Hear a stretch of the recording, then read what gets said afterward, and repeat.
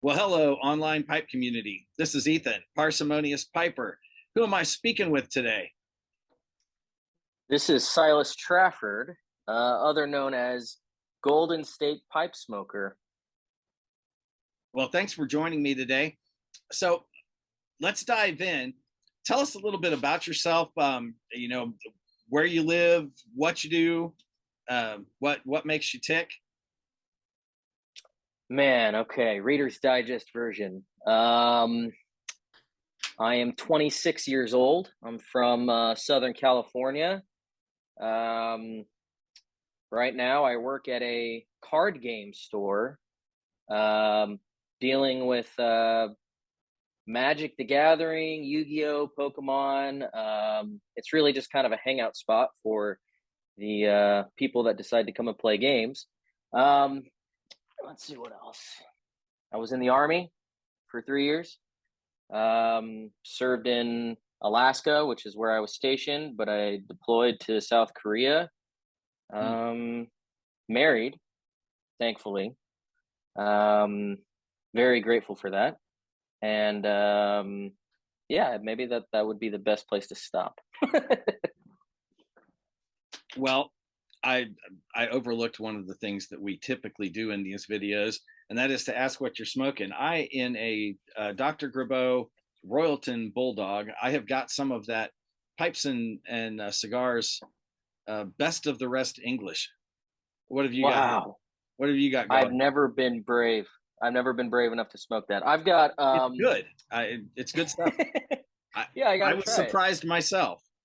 Uh, It reminds me of whenever I hear about that blender, it reminds me of Sherlock Holmes's sock on the mantle, where he puts all of the dawdle and then smokes it. But I'll have to try it. So I'm smoking. This is a pipe made by Martin Romjan. I'm probably butchering his last name. He's from the Netherlands, and I found him on Instagram randomly, and I just fell in love with the types of pipes that he makes. And then I'm smoking Cornell and Deal Brigadier. ah, all right. So we were just off camera. We were just starting to talk about what got us into pipe smoking. Well, what got you into pipe smoking? So I was a cigar smoker. That came along because when I turned 18, I wanted to get a tattoo. That's what I wanted. My siblings had tattoos. Um, I was a punk kid, and it was just something that my parents didn't want, and getting my independence. That's what I wanted. But then when I found out the price of tattoos, I thought, wow, I could get a car or a tattoo, a used car. So I got a used car, never got a tattoo. But my brother, in condolences to me, got me a small humidor with a few cigars in, and hated them at first. Absolutely hated cigars. Couldn't stand them. Mm. But I felt like maybe I should learn to like something that I hate, because that is a lot of adulthood. So I started It is. smoking cigars and smoked cigars until I joined the military. And when I was stationed in Alaska, cigars would not hold their humidity. Hmm. So I had a friend in my high school years who dabbled with tobacco pipe, um, and I just remember always thinking that whatever he had in there smelled really good. Hmm. So went down to the local shop in Alaska in Fairbanks and got some no name foreign. Well, it was a South Korean made pipe, and it had a crack across the shank. Uh, and that's how I started, was with a broken pipe.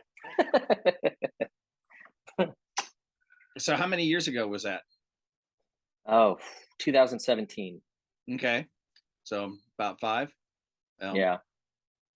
that that beats me by a couple of years. I've only been at this a few years now. No, that's crazy. I thought you were one of the most experienced guys out there. What is Uh, this? I know what I am is obsessive. So I have massive OCD. So when I dive into something, I dive in full bodied. Oh yeah. and I studied. I learned everything I can, no matter what it is. I learned everything I can about it. Um, Piping is something that is it's fun to practice. So I practiced a lot, and did as much as I could, to learn about it. Uh, Wow. Now, So, go ahead. oh, I was going to ask you, how did you find your way then? Because this hobby seems like it's got a pretty big learning curve for a lot of people. So, how did you traverse that? Um, Same way a lot of people did, and I was going to ask you the same thing. Um, uh, I found Mutton Chop, and Ooh. people seem to either love or hate him, but his instructional videos, regardless of anything else that he ever did, his instructional videos were just fantastic. Um, for a newbie, now, do I still do everything the way he taught it? No, but that got me going. That got me learning, and he was really instrumental in teaching me the very basics um, of packing these things and getting them and keeping them lit and not scorching my tongue, and all of that. He had Yeah. so many good instructional videos. I'm glad he's back on, even if it's not as frequent as it used to be. But yeah, he's just got a whole library of great stuff. How about you? How did you did you have any in person mentors, or was it mostly online? Yeah, when I first started, um, I was winging it. I don't know why, but I never thought to look online. Perhaps maybe that is a bit of a contradiction, right? Like the essence of what pipe smoking is seems to be esoteric and old and from a bygone era. And I guess maybe at that point in time, I didn't think that there was going to be that marriage between something so old and something so new. So I never looked at anything online. I had to traverse the rocky waters of tongue bite day in and day out, and Sure. it wasn't actually until I was looking for a. I don't know if you know what ASMR is. It could be really wacky, so I want to dispel any sort of loaded terms here. My version of ASMR is like having trouble falling asleep. I'll put on the sound of rain or Hmm. the sound of the woods or something along those lines, some kind of white noise. Right. And upon doing that, in the suggested videos was Mutton Chop Piper. Hmm. I don't know how that happened. I don't know, but it was a welcome miracle to me because it was like a treasure trove of how to do everything A to Z, how to do it all. Yep. And so that's really funny that you had that same experience because uh, I wonder if he would be considered in many ways, along with matches, a father of pipe smoking for many of us. I think so. I think a lot of people, even who won't admit it, probably learned a lot from his videos. Um, Yeah. you know, uh, I know I certainly did. He put out so many things in such an easy to follow and understand format. He really was absolutely fantastic. So, was he your gateway into the YTPC, or did you stumble on this group in some other way? I am super new to it. I may be one of the newest guys that has discovered this thing. Despite putting up videos for a few months now and doing this whole thing, I actually told myself that I don't think I could ever do anything like that because I had a few people uh, that wanted me to teach them pipe smoking, and it unfortunately didn't stick for them. But they told me as I was teaching them, like, you should put up videos, and I was like, oh no, no, there's many people that are far wiser, far better, far more entertaining. I just didn't see myself as somebody that. I mean, I still don't see myself as somebody that does that. I mean, I'm one of those guys that would just as soon tell everybody to watch anyone else's videos because I enjoy everyone else's videos, But probably the first person that started leaning me towards this was Bremen pipe smoker. Yeah. What's his full tag? Yeah, I think that's it. Bremen, yeah. Um, and he started talking about other people and tampers he would make for other people. And then from there, I think I started seeing tags. The more that I started watching these videos, I started seeing, I guess, what would be the suggested column on YouTube for these other people's videos. And as I watched those videos, I kind of realized, I had this epiphany that, it's not like you watch an instructional video for how to put together a drawer from IKEA. It's like, well, I'm not going to watch another one of those because I know how to put the drawer together now. It's not like that. Watching somebody talking about their hobby or engaging in the hobby in any sense was like watching a completely different thing. It had that novelty to it, that kind of allure that made you appreciate your own hobby and also appreciate this human being in a very unique way. And it was something about that that started drawing me to this idea of maybe this group of people that, it's amazing how united they can be despite coming from all sorts of different walks of life. Mm-hmm. It's very, very amazing to me, especially in a world where things can be very divisive, especially now, at least politically in the United States. How about you? How did you come to this? Well, instructionally, like I said, from Mutton Chop, but then I had also I had been occasionally watching some of George Bruno's videos back before he got into the whole red pill, self improvement movement, and he had he had a chat in person with John, the bearded Welshman, and Wow. so I went and subbed John's channel, and then after watching his videos for a little while, I noticed that some of the commenters in his in the comment threads were the same guys all the time. So I started clicking on some of them, and lo and behold, they were presenters too. So I started subbing their channels, and that's it. Just went kind of viral from there. I actually started out looking in comment threads to see who which commenters were also making videos, and then following them. And one of the early guys I got in on Paladin Piper, Mm. and I'm trying to think who else early on, Garbage Man Piper, some of those guys, and it just snowballed from there. The connections that you get, and when some of those guys would do shout outs, I'd take a look and sub all of the channels they shouted out, that kind of thing. All of the ones that were actively making videos anyway. And Yeah. so, yeah, it kind of snowballed from there. And, at this point, I don't know that I've seen a George Bruno video in 2 or 3 years, just because he, like I said, he went off into this red pill, um, self-help type direction. And I just not interested in that. But it was that seeing the bearded Welshman talking to George Bruno that opened me into this whole YTPC thing. Because, well, it would have been impossible to do that off of somebody like Mutton Chop, because he would have 1,000 comments on a on a video, and Yeah. you can't just read through all of those. Yeah. But yeah, so that was kind of my entry into it, was comment threads. It's a great way to find people. Yeah, absolutely. you know well, now that you've been at this for 5 years, have you developed a particular affinity for a pipe shape or a pipe maker yet?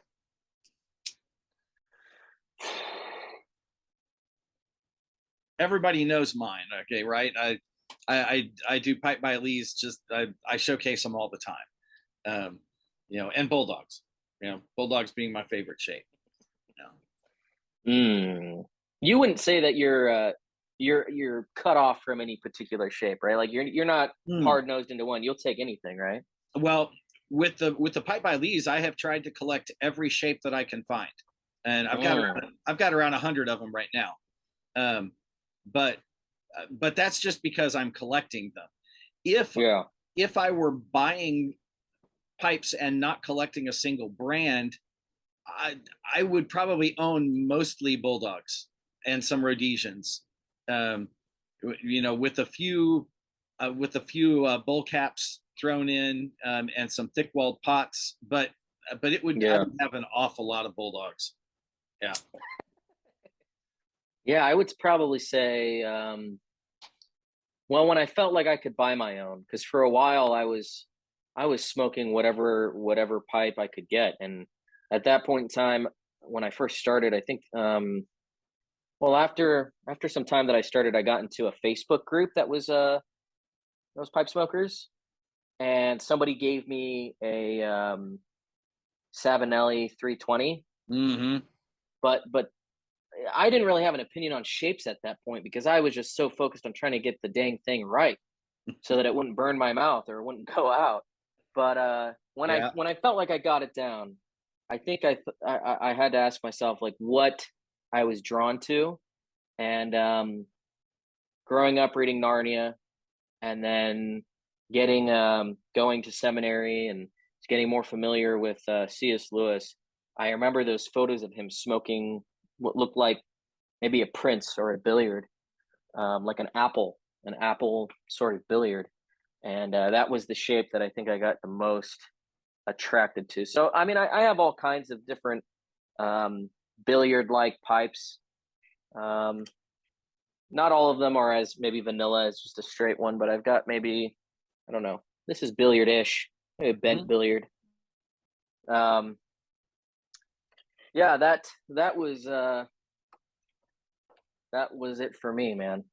I've been seeking too. I've always been in the hunt for something that looked more exactly to C.S. Lewis's pipe, but I've never been able to find it. Hmm. I've never looked at the pictures of him. Excuse me, I inhaled. Oh no. This is this is why I could never smoke cigarettes, because if I accidentally inhale, I think I'm going to die. I've never looked at pictures of C.S. Lewis close enough, or J.R.R. Tolkien for that matter, to see what exactly shape pipe they're smoking. If they Yeah. were pictured consistently with the same kind of shape. um, I know a lot of your old time pipe smokers. A lot of them didn't collect pipes the way we do nowadays. Oh yeah. Some of them did, however. I mean, that's not to say that there were no fantastic pipe collectors, but a lot of guys had, had a 7 day rotation, and that was enough. Um, and but yeah, I've never looked close enough. Um, I'm curious. Do you what kind of would you say like your relationship with pipe smoking, is it something that you primarily do, do you do it habitually? Do you do it after work? Do you do it in social environments? Because true to what you said, I feel like a lot of them, it was less about, um, it almost seemed like it was less about a hobby and almost more about the relaxation that it brought to them. well, for me, I almost smoke nothing on weekends. Um, Oh, weekends wow. weekends are dedicated to my wife, to getting things done. Sunday is church. I I don't really make time for it on weekends. Primarily, I will have a pipe during or just right after lunch every day during the week, uh, Oh, and wow. and then one more in the afternoon. I'll smoke a pipe while I'm working and relaxing. Um, I For me, I find that having the pipe there, it's kind of this manual oral thing that when I'm focused on work, I'm a software engineer, and so when I'm Oh, focused wow. on work, it's something to do with my hands when I'm not typing and that sort of thing. I find it relaxing. Um, Wow. but I don't really smoke a pipe a lot when I read, because I read indoors, and Mm. I don't smoke my pipe indoors very often. I do sometimes in my study, uh, but um, but when I do, the house rules are I'm only allowed to smoke aromatics inside, and I'm not a big aromatic smoker. So Yeah. so I tend not to smoke in the in house very often. Most of the time, I come outside so I can smoke the stinky stuff, as my wife calls it. Yeah. So then I guess that leads into my next question. Does that mean that you have a hard preference for Englishes or Burleys, or where's Oh, your spectrum? Burley and Kentucky are my big Ooh. ones. Now, a while back, a year or maybe two at this point, I discovered through the urging of Onion 2 a.m. pipe on the patio, um, the brown and black Irish twists, and Oh yeah, he loves those.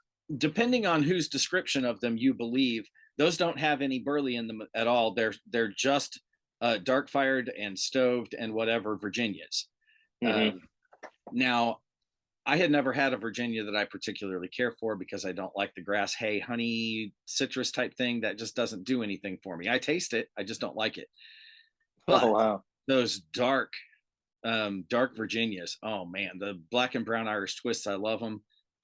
Anything that's heavy Kentucky, those are my absolute favorites. Now, I do like Latakia a lot. So pirate cake, which is like 70% Latakia, I love it. It's Yep, fantastic. That has just enough burley in it to smooth it out, you know. Um, but but yeah, that one strong is blends. strong. Yeah, strong blends. How about you? What blends are you drawn to? Hmm. It may be easier for me to narrow it by saying I'm definitely not an aromatic guy. I'm with you on that. Hard for me to find an aromatic that doesn't bite me. Um, Outside of that, I love Balkans a lot. Mm. Um, there's some that are better than others and some that I don't care for, but Balkan seems to be the blend that I just every time I smoke it, I seem to be able to find something new, some nuance to it. What Uh, would be your favorite?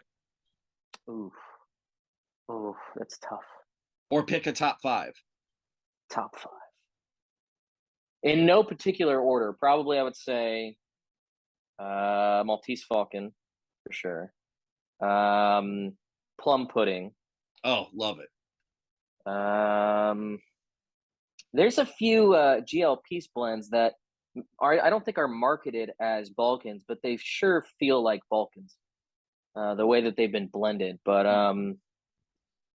maybe I should stay out of that territory lest I cause a controversy. Yeah, I have not actually tried that many GLPs blends right now. I've got probably a couple dozen of them in tins, but everything's waiting its turn, and I haven't gotten to the GLP stuff yet. I A lot of what I purchase nowadays is I've gotten to where I'm only buying things that I can get in bulk. Oh wow. Um, because just because I've got so many tins unopened right now. So if I'm gonna cellar, I'm done cellaring tins. I'm gonna cellar jars, and Wow. um, probably my favorite Balkan style in bulk would be. Have you tried Cornell and Deal's Byzantium? Mm, that's a great one. Yeah, and see Yeah. that's readily available and relatively cheap. Um, Plum pudding now. Plum pudding. Have you been to cigar bids? Yes. Because plum pudding is always on cigar bids, and if you play their game, they've got one of these things where it's a falling price thing, and Oh no, I get in so much trouble with that. um, so you watch the cycle a few times to see about where it's gonna land and reset, and if Yeah. you can time it just right, you can get plum pudding really cheap. I did that. Yeah. I bought like $300 worth of the stuff, and Oh it was pounds and pounds and pounds of it because I bought it no way. I got it all at the low price. Oh And my so gosh, what a score. yeah, I've got a few pounds each of plum pudding, the special reserve, the barrel aged, because like I said, I played their game. But yeah, that's a fantastic one. But Byzantium and um, Milan tobacconists in Roanoke, Virginia, and you'll hear me and Mutton Chop, thank you, me and Onion talk about Milan every once in a while since he lives right there now. They've got some good aromatics that don't burn wet. So if you wanted to try any aromatics, theirs are pretty decent. But they also have a triple crown which is it has no Virginia or Burley in it, Mm, and it's kind of like Byzantium in that regard, in that it's um, it's just Turkish Oriental and I think Perique maybe, um, but or Turkish Oriental, Latakia, and I think Perique. I don't think it has Virginia or Burley in it. If it does, it is a tiny amount. Um, mm. the other leaf that is usually condimental really comes out strong, and I like that about Byzantium too because that doesn't have any Virginia or Burley in it. It's fantastic stuff. Um, but yeah, I'm pretty much only buying stuff like that that I can get in bulk. So Hmm. Balkans are the thing for you. Is it the is it the Latakia that you like, or the sourness of the Orientals, or that interplay? Definitely the interplay. Yeah, I feel like in my experience, everyone's mouth is a mystery. Everyone's pH levels and the mixture that is like a key in a lock. Everyone's got something different. I've got a good Mhm. buddy that he wants to smoke Virginias. He wants to. He just can't. I mean, this friend of mine, Bob. How do I say his last name without butchering it? He's a good friend of mine. Iannacone, Iannacone, something. He's gonna slap me for this, but yeah, he wants to smoke Capstan and full Virginia Flake. It's just it bites him so bad. For me, I wish I could smoke Virginias more. But with Balkans, there's something to do with just cool, easy smoke, Mhm. stays lit. I don't have to leave it out to dry forever. Um, I love Samuel Gawith. I wish I could smoke it more.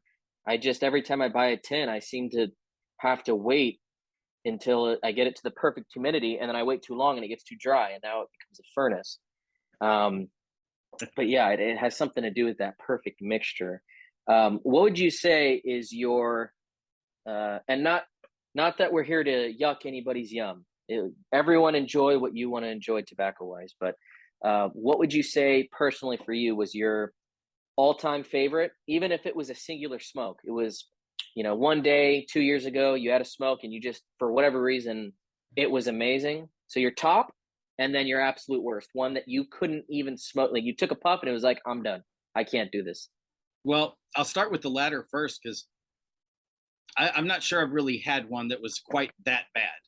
Um, there have been a few dozen aromatics that fall into that. I would rather not smoke than have to smoke them again, Oh yeah. category. Um, but no, I have been fortunate enough that I haven't had any that were so bad I couldn't finish the bowl. Um, as far as my absolute best, I it would be a toss up right now between the black and brown Irish twists. I could smoke those all day if I could afford and get them. The real problem is just availability, you know. Yeah. But those I really could I could smoke those every day, all day, if they were available in that kind of quantity. Um, that they're absolutely fantastic. Of course, then there's my own home blend. It's my favorite blend, but Ooh. that's just because I have tuned it to my own tastes. Um, Wow. You've it's a got your own Kentucky home blend, huh? it's a Kentucky based. It's 50% Kentucky, another 25% Burley, and then the Wow. remainder is split evenly between uh, Virginia and Perique. Dark Virginia? It's a red Virginia.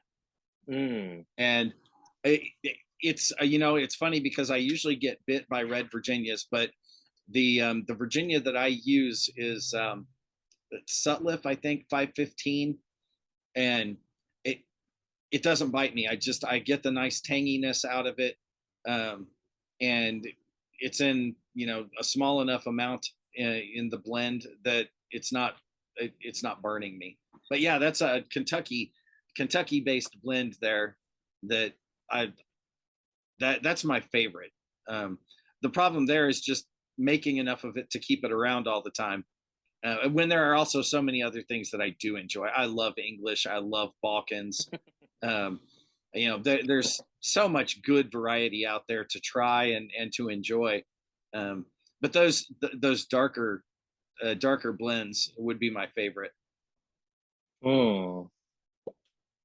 Wow. So would you say then maybe as a partner to since you've never had anything that you thought was terrible or that bad, do you have any blends that you think are maybe overrated?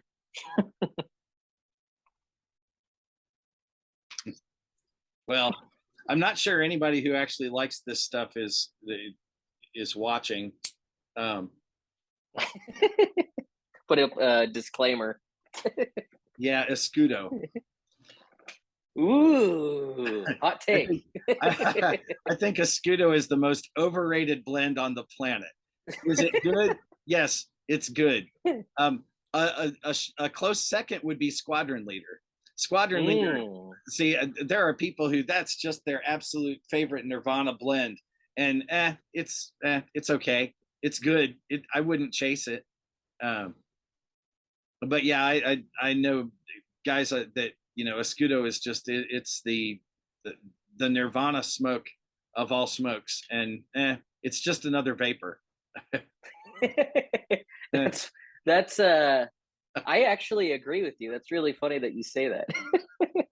It's for me, it's that and this is really like, oh, I might make some people angry, but um, I don't.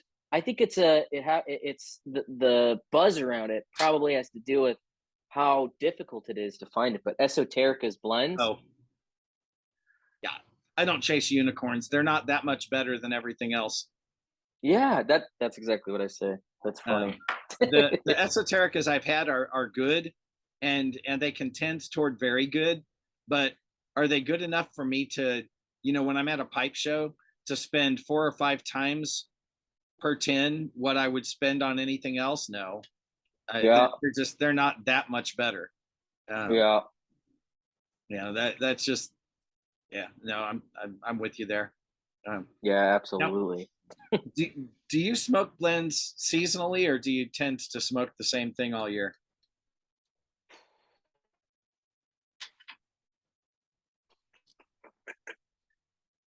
I would say that I smoke less in the summer, but if I smoke anything in particular, oh man, I kind of smoke whatever.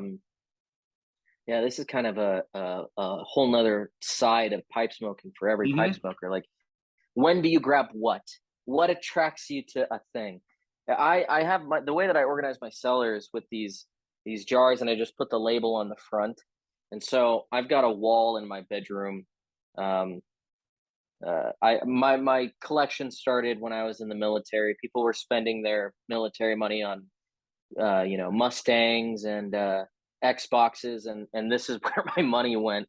So I've got a wall, and typically I would say that, like, if it's Halloween-ish time, I might go through for the I think it's the Old Ones collection by C&D. Hmm. Um, but Burley's, I would say probably I lean towards Burley's, uh, Latakia in the winter months, and then during the summer, I kind of go for more laid back, easygoing blends.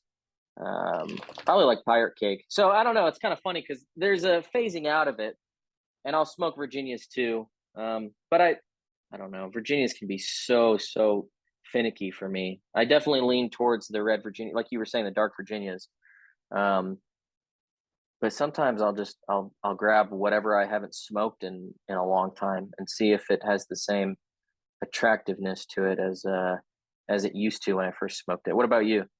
I do not smoke things seasonally. I smoke the strong stuff all year. It's All year. yeah. Well, I've said this before. I have such a diminished sense of smell that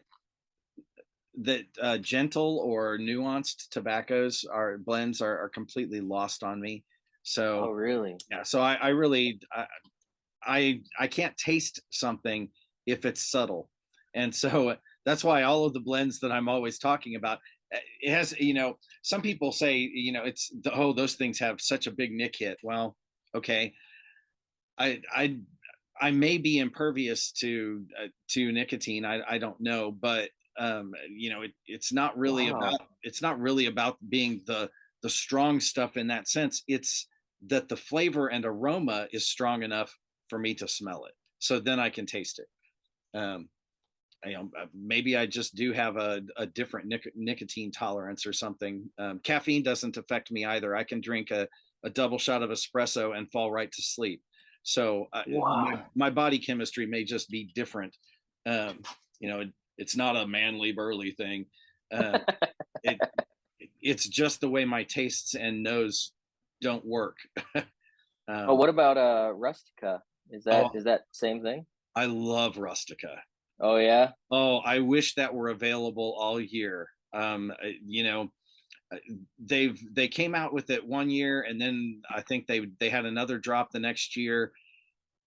I haven't seen any in such a long time. I do. I wish they would. I wish that were a regular thing, because I Rustica I love. I've got a few Wow. tins that I have squirreled away that I'm just kind of I'm hoarding for the tobaccopolis. Um, they're yeah, Rustica is fantastic, fantastic stuff. Um, Wish I could smoke it. Wish I had your condition. well, Sometimes I have to put down the pipe. and it's funny because you were talking about tastes and the way body chemistry affects how you taste things. The same thing has got to be true with nicotine. Um, I don't know. Do you know Everett Young? I think he goes by the Urban Hermit now. Um, he's another burley nut, and he can smoke just like I could, haunted bookshop all day. And other people can't get through a bowl without feeling queasy because of the nick hit. It's just, we're all a little different in that regard. Yeah. Um, and it does sometimes get irritating when people talk like, oh well, you must think you're tough or something like that. It has nothing to do with that. I, I'm not affected by it. It would almost be like somebody who whose body didn't process alcohol correctly and could drink a bottle of vodka without having any impact. It's not anything I did. I'm not impacted by it, so I enjoy the strong stuff. um, Wow. Would you say that's also sort of the same thing with your taste in food? I love bold foods because, again, I can't. I you know French cuisine does nothing for me because it's all this um, you know delicate stuff. Give me some Cajun, give me some Thai. Um, Oh you man. the I love spice, I love heat. Moroccan food, North African, anything spicy, and that just has big, bold flavors. Yeah, I so yes, it does carry over into food as well. You know, That makes sense. Yeah, that would have been bizarre if you said, "No, no, no, I like the delicate tastes of lasagna." well, I do like lasagna, but I put crushed red pepper in it, There we go. and spicy sausage instead of the mild stuff. Um, so yeah, it has to be amped up a little bit. Um, yeah, delicate is not my thing. Well, in the same vein, sort of, do you dedicate pipes to different types of blends, or is it just smoke whatever you've got in hand with whatever you pull off the wall? And that realm of pipe smoking seems to be the equivalent of like conspiracy theories. Like I'm sure there's truth in it. I'm sure there is. Like I would never argue with somebody that said that a tall billiard is just perfect for Virginias or flake tobaccos, or that a particular grain on a certain pipe really seems to bring out the flavors in a burley. I've Yeah, never, I I like that one. The grain on yeah. the. I've always wanted to know the science behind it. I've always wanted to know, like, is that true? Is that, but unfortunately, I don't know if anybody's ever done that. If somebody has, somebody's got to let me know. You got to send me an article. But I've always been more of a utility pipe smoker. I mean, um, I kind of work my pipes like work. I use my pipes like workhorses. I mean, I really will smoke anything in them. I've never experienced what people say is a Ghosting? I've never had that experience. Have you had Interdale? Yes. That'll ghost a pipe. Smoke more than one. Really? Smoke more than one bowl of a heavy Lakeland like that back to back in your pipe, and that'll ghost it. I do have one pipe that's dedicated, and it's dedicated to heavy Lakelands. Oh man. Yeah. I mean, But I've but heard of that's the people that only thing also. that's the only thing I dedicate. Oh, really? So every other pipe, it's free game. Yeah, yeah. Oh. Well, you did say you smoke only strong stuff, so maybe that kind Yeah. of works. Now I do tend to smoke aromatics. When I do smoke them, I tend to smoke them in cobs, um, just Hmm. because cobs seem to absorb some of the extra that moisture and gunk more than briar does, and so cobs. And on top of that, I use the balsa filters in my cobs, and those that combination seems to absorb a lot of that goop, um, Oh, and, wow. and makes smoking aromatics at least a little more tolerable. Um, but Well, I've never tried that. I'll have to try that. that was going to lead me into asking cobs, yes or no. Yes. Okay, we can be friends. Yeah, yeah, I love cops. I'd like to think that that was probably, yeah, I think that's what my buddy smoked. And there was a scent associated with it that I really, really, really enjoyed. Something classic, something old fashioned about the scent of a warm cob with something, mild in it. I think that's what he smoked. He must have smoked half and half or Carter Hall or Captain something. Black.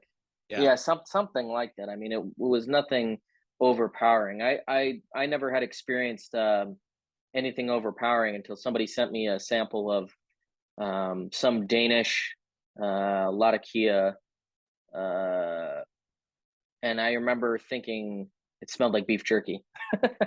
hmm. Didn't understand. I was like, "What is this? What is this stuff? It smells like a campfire." Now that sounds more like a good Kentucky blend. Yeah, yeah, it probably was when I come to think of it. Yeah, it had to have been. But yeah, Huh. I do love my cobs. I like them with aromatics and with codger blends. They just seem to go a cob and a codger. Just for me, that's the perfect combination. I When I do yard work, you will almost always see me with one of my cobs and a bowl of Carter Hall. I can smoke Carter Hall all day in a cob while I'm doing yard work. Wow. Yeah, I wouldn't have thought that. I would have thought it would have been some sort of a uh, dark fired, strong, knock I you just on your face. for whatever reason I do like Carter Hall. It is a milder blend, but in a cob, there's just something magic to me about it. Yeah. I don't Yeah. What honestly about? know if I've ever smoked it in a briar. I don't know. Oh, interesting. Well, are you a meerschaum guy? Um, well, not in the sense of having a lot of them or collecting them. I do appreciate them. I have two meerschaums. One is a small. When I say small, I mean um, you know half the width of this bowl. It's a tiny billiard, Hmm. and I use that for tasting. When I want to, if I really want to try and taste a blend, and smoking it in a briar didn't do anything for me, then I'll try it in that little meerschaum and in a little clay that I've got, both of which kind of you know they remove the pipe from the equation, and all you taste is the tobacco. Oh, Um, wow. I have one other meerschaum. It's a the lattice type carving bulldog, and that one does not get any aromatics in it. That one only gets blends that I like. Um, and I have not gotten that one fully colored up yet. It's just starting to turn, but I've only smoked about 50 or 60 bowls through it. Um, Oh, wow. Do you have any special occasion blends that you whip out once a year or something? um, well, now that we're approaching Christmas, there are a couple of blends that I only smoke around Christmas.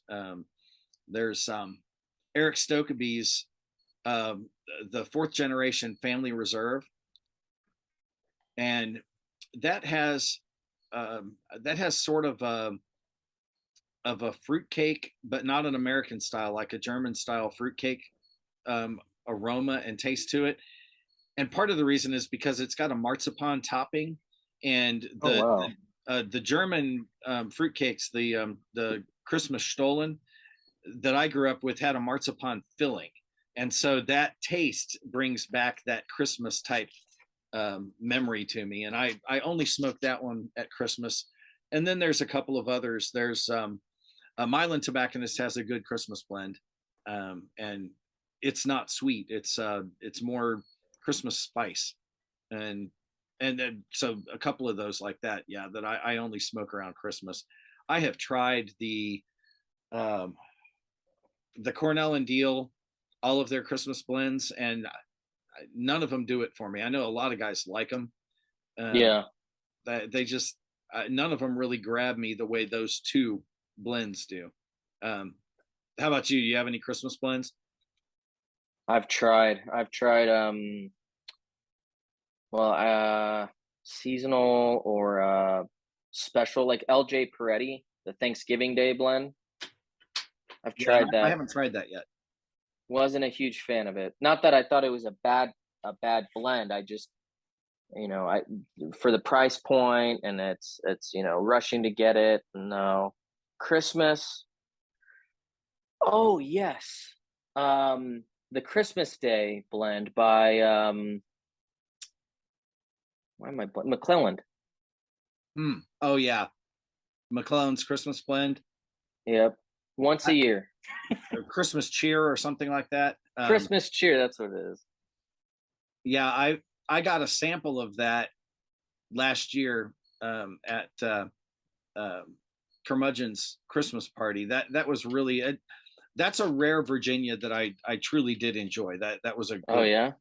Um, but I have not had many McClellans. I not being a big Virginia smoker, that just and they were known for having phenomenal Virginias. Um, I didn't really miss a whole lot when they went out of business. Oh Um, yeah. I it's a shame that they closed their doors just because that so many people loved their stuff. Uh, Yeah. Yeah, but one less tobacco manufacturer company that I think mhm, the states need more of them, not less of them. mhm. Yeah. So you weren't a fan of Frog Morton, huh? Never had it. No. Nope, No. never had Frog Morton on the town, Frog Morton cellar. I had never had any of the Frog Morton blends. Um, that I like I said, I don't chase unicorns, and there are enough people who love those blends that rather than me buying something just to try it to say I tried it, I'd rather them buy it and enjoy it. Um, Yeah.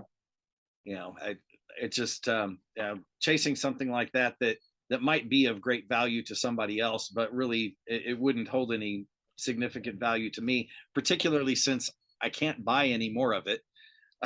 Yeah. I'd rather it go to somebody who really will enjoy it, in a way that I can't. Yep. I'm same here.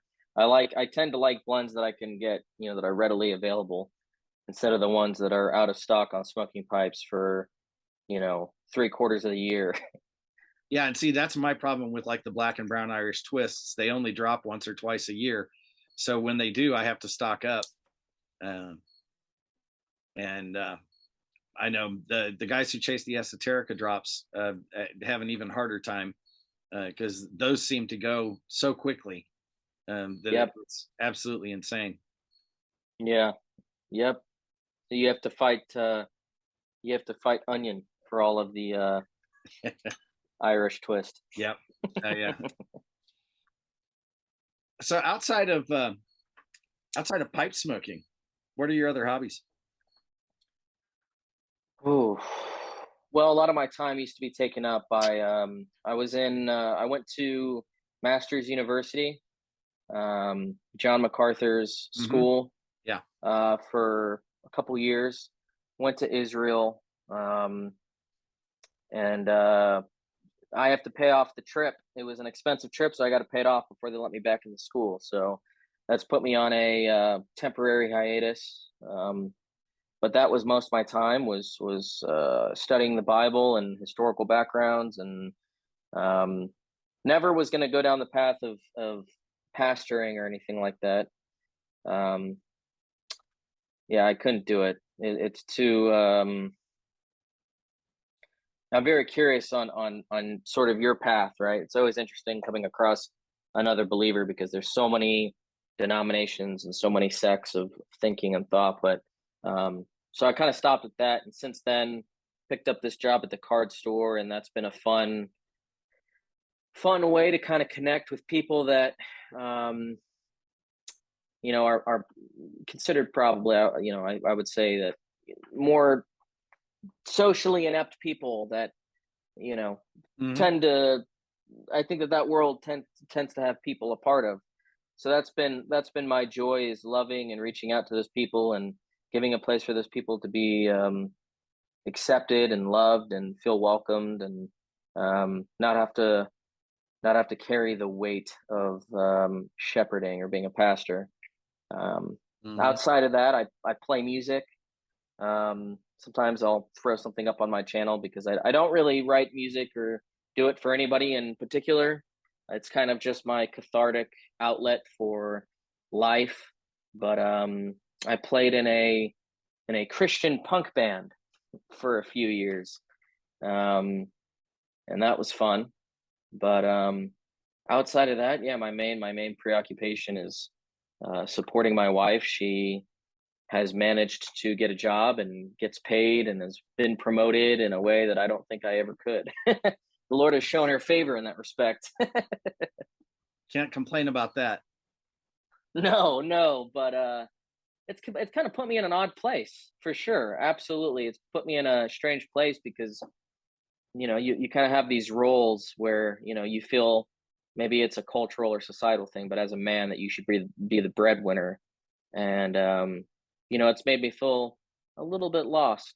As a 26-year-old young man, I don't really know if I should be pursuing taking that over, or if I should be transitioning to a point where I can fully support her from the place that I am working, but it's part-time, and it's not the kind of job that you chase a promotion in. It's not really that sort of field of work. It's just kind of Yeah, helping to make ends meet. not unless you wind up buying the store or something. I mean that.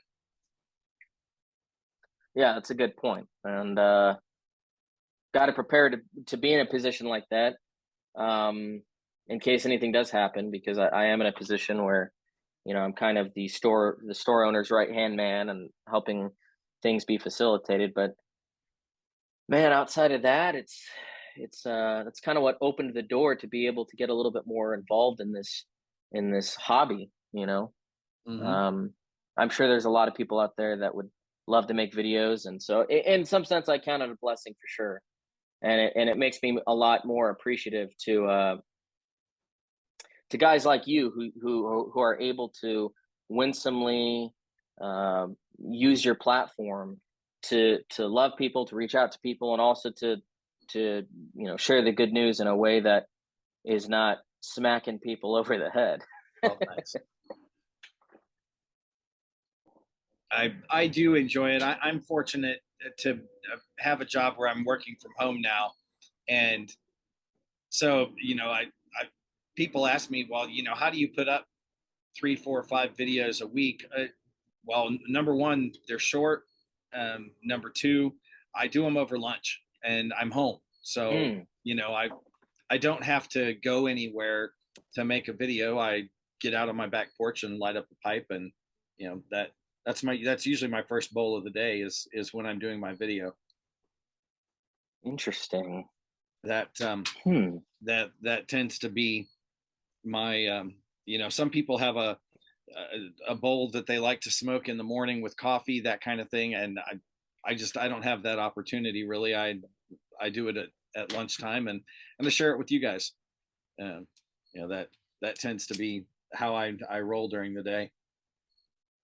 Yeah, I know I'm not alone in looking forward to your to how familiar, how often your videos are.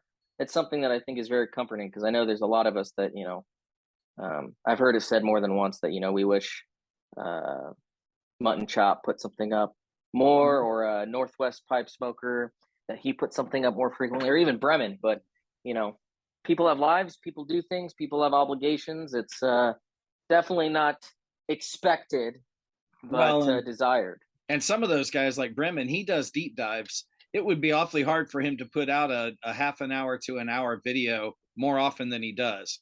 Um, when he does post, it's worth watching. It's long. You're going to sit down and dedicate some time to it, but he goes deep into something interesting just all the time. Uh, Yep. Yeah, that's a good point. I've yeah, never thought of that. me, I tend to be shallow and frequent. you know, so Hey man, we need that, man. There's some of us that like me. I mean, I've sometimes I need your joyful, optimistic viewpoint injected into my life, particularly now. So I well, know I'm thanks. not the only one. So that would actually was going to lead me to pretty much the last question before we wrap things up, and that is, what do you love the most about the YTPC, and what keeps you here, keeps you going?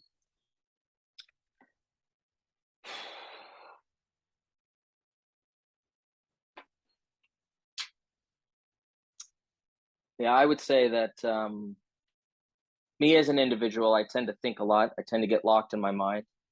I tend to become, uh, locked in this room of echoes of my own thoughts and my own feelings. And, as any Christian, I go through periods of time where, I'm not the most faithful in my reading of scripture and my praying. And definitely I tend to get, become a little bit more introverted when it comes to the body and going to church. I know I'm not the only one that has No, and the had last some.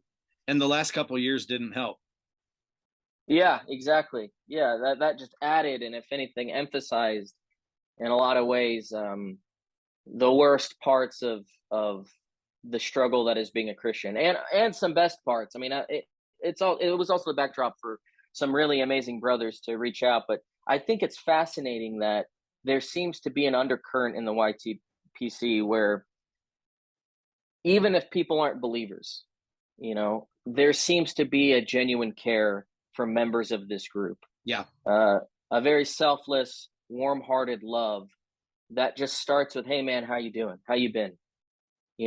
It's that simple, and it's something that I think is intrinsic to the hobby of pipe smoking. I don't think, I mean, of course, I could be wrong, but I don't think there's anybody out there that's smoking a pipe and decides to unplug and go into some, some some white noise of a zoned out state. I think people typically when they smoke a pipe, they'll sit there and they'll think, or it becomes a way to facilitate how they're processing their emotions or their day, things like that. And it seems to be the perfect springboard for people to not only care about themselves and think about things.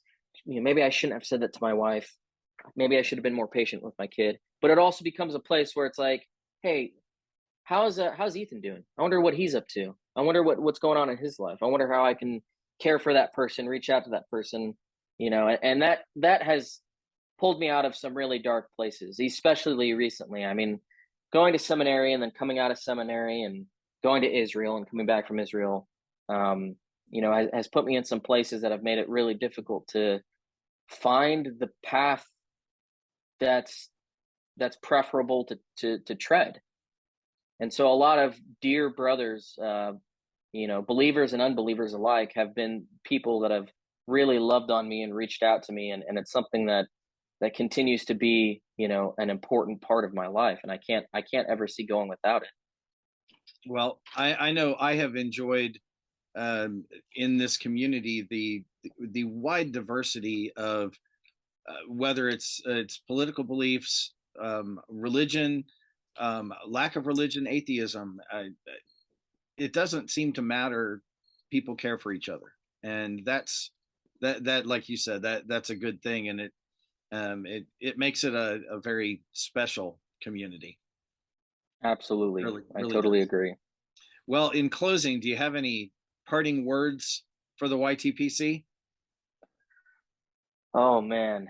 Maybe if I could speak for the people that don't always get to make YouTube videos or speak out, that I know that when you care for somebody else, when you reach out to somebody else, when you want to share a smoke with somebody else, that in many ways is a lifeline for a lot of people.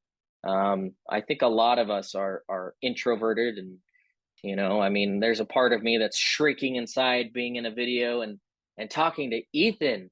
Oh my gosh, he's like a celebrity. This guy, he's so personable, and he's done this so many times. No, but there's a part of me that wants to shriek and wants to go into a corner, and I just want to say that those are the people in the community that are the undergirding lifeline. So reach out to those people. Those people reach out to others. Don't go in a corner. Don't. I know the pipe smoking hobby is a solitary and in many ways private and intimate thing, but yeah, I would say I'm a testament of somebody that doesn't want to get involved, didn't want to get involved, didn't see myself ever becoming involved, and it is a hobby that really only gives. These are people that only want to give. They don't want to take. There's no sense of pay your dues, put Hmm. up 5 videos a week. It's people that are like, hey man, how you doing, dude? What's going on? What are you thinking about lately? It's a wonderful place. So don't be afraid to jump into this beautiful community that we have. Well said. Well, folks, I hope you have enjoyed our chat. I certainly have. With that, I'll tell you what I tell you every time: light something you like and enjoy your afternoon.